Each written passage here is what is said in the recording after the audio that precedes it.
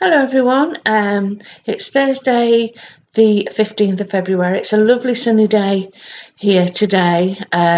Already been out this morning at 7 a.m. Don't know why, for a run. It's so hard when that alarm goes off and you don't want to get out of bed, but actually when you're out, and because we live near the coast, just going down that coast road, running, seeing the beach and the sun rising, it does start to lift your spirits and it sets you up for the day. So that was the start of my day today. Um, when I last came on, probably about 10 days ago, I said I was going to start to up my fitness as a way of getting ready for my surgery. So I've been to the gym a couple of times and been out running a few times as well. All little bits and pieces, but it all helps, keeps us moving. And my mum's been coming with us as well. So that's really good because she wants to get fit and out and about. So really pleased that she wants to do that with us. The screen may wobble a bit. That's because it's balancing on my knee. Because I've tried to do a video in a variety of places around the house, and I find that this is probably the best place to do it and the most comfortable as well. So yeah, so we've been out, been running, been to the gym, food up and down. There's a couple of things I'm going to actually talk about today about food and how other people are around you with food and how they think that feeding you is actually quite helpful, but actually it's not helping you at all. But I'll just go back to obviously where the progress of where my file is with regards going to Stoke for surgery. I was at clinic a couple of weeks ago. They said that they were going to pass my file on to Stoke, but as we know, sometimes things get lost in the system. So after a week, I thought I'm just going to ring them up, check that they've actually sent my file. I spoke to a lovely dietitian on the phone, and she said she'd check for me. And it became apparent that it hadn't been sent because they hadn't inputted on my file that I'd attended the last sort of weight loss seminar, which obviously you have to complete 2 of them as well as all the other things that you have to do on the weight management tier before you go to surgery. So she said she would sort that out and it would be sent. And then I was thinking on Monday, do you know what? I'm just going to check again. So I rang again, and no, it still hasn't been sent, but it had to go to the consultant to be signed off before it went to Stoke. So again, another lovely lady said she would sort that out and ring me back. Anyway, she rang me back, she said it's with the consultant now. They will look at it by the end of next week, and then hopefully it'll get sent. So I'm going to give them a ring in another 10 days just to make sure it's been sent, which it's a bit infuriating because obviously if I hadn't rang up and chased it up, it could still well be sitting there, not being sent. And I'm thinking that, I'd be waiting for an appointment to go to Stoke to at least start the process, seeing surgeons and things. But anyway, as we know, we always have to chase these things up even. So I've done that, so feeling a bit better that I know that we're moving in the right direction. So what's been happening? As I said, I was going to mention to you about food.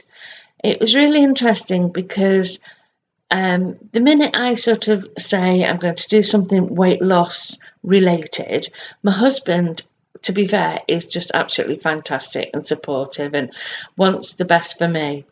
But my mum has always said to me that he's a bit of a feeder.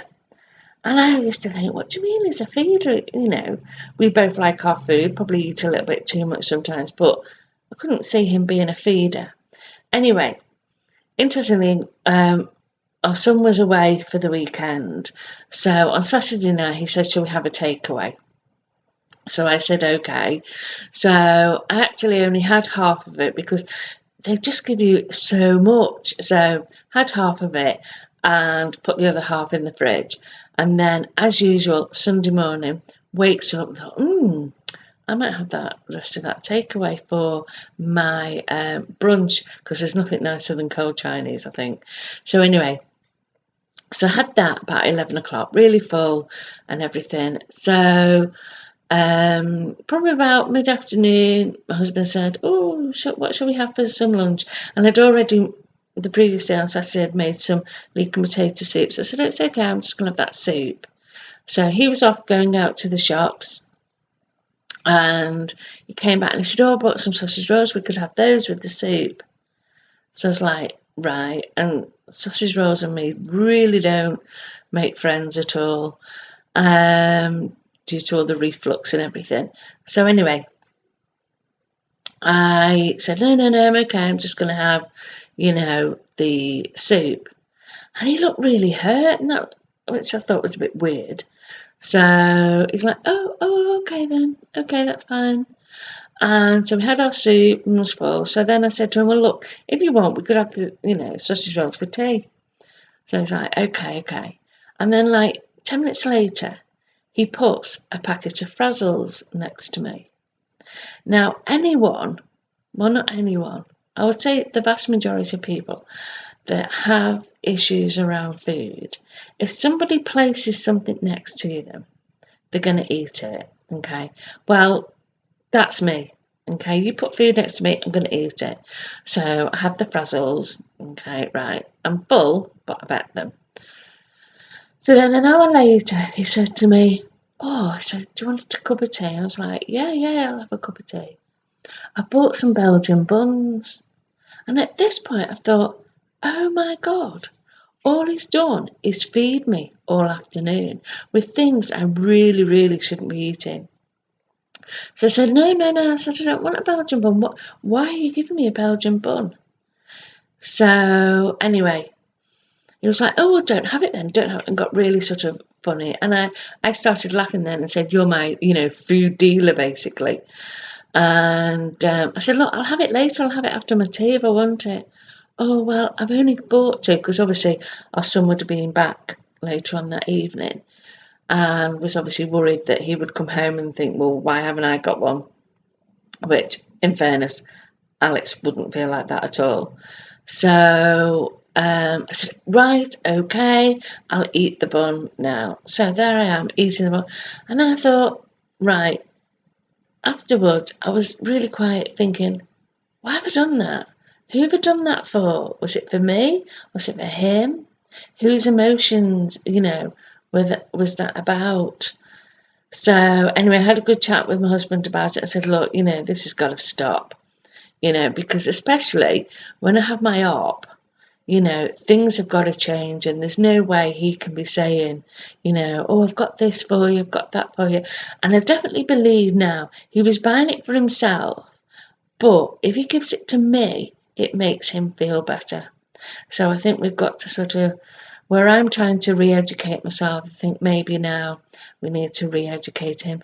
But the mad thing is, he's half the size of me as well.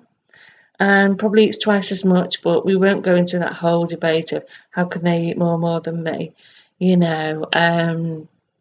but yeah, really frustrating. So yeah, so I think we really need to be aware of who our feeders are, and I definitely think my husband's definitely a feeder. So yeah, and another thing, there was a program on last week. It was about shut-ins. It's been on before. It's a lovely lady on then her journey and what she had to do, via bypass and getting moving. And she did absolutely amazingly. And actually, my problem isn't with it's with the program, but not with her because she did amazingly. But it's all types of programs that show people who are having obesity surgery or of such an weight, that they can't get out, they can't move. Why do they have to show them in the shower? Why do they have to show these people getting washed? What is it that they have to do? It really, really infuriates me. If you're doing a documentary on any other sort of maybe alcohol addiction, drug addiction, or any other addiction, because food is an addiction, okay, don't see them in the shower, don't see them having a wash. So why do they do it with obesity people, or people who have an obesity problem? So yeah, thought I'd put that one out there because it's really, really infuriating to me, and I don't know if anyone else feels the same.